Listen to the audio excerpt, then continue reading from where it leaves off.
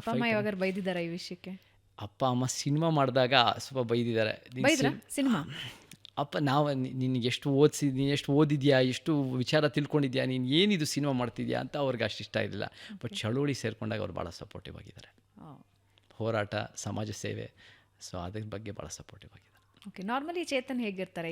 ಇವತ್ತು ಚಳುವಳಿ ಇಲ್ಲ, ನಾನೆಲ್ಲೂ ಹೋಗ್ತಿಲ್ಲ, ಯಾವುದೇ ಸಭೆ ಇಲ್ಲ, ಹೌಸ್ ಯುವರ್ ಲೈಫ್ ಹೆಂಗಿರುತ್ತೆ? ನಾನೇನೋ ಓದ್ತಾ ಇರ್ತೀನಿ, ಏನೋ ಬರೀತಾ ಇರ್ತೀನಿ, ಏನೋ ವಿಚಾರ ಚರ್ಚೆ ಮಾಡ್ತಾ ಇರ್ತೀನಿ. ನನಗೆ ಸ್ಯಾಕ್ಸೋಫೋನ್ ನುಡ್ಸೋಕ್ಕೆ ಇಷ್ಟ.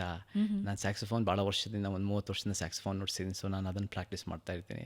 ಜಿಮ್ಗೆ ಹೋಗೋದು, ಆಮೇಲೆ ಈ ಥರದ್ದು ಬೇರೆ ಬೇರೆ ನಾನು ಮೇಘ ಏನಾದರೂ ಒಂದು ಅಡುಗೆ ಮಾಡೋದೋ, ಏನೋ ಒಂದು ಇದು ಮಾಡೋದೋ, ಏನೋ ಒಂದು ಮಾಡ್ತಾ ಇರ್ತೀವಿ ನಮ್ಮ ಜೊತೆಗೆ.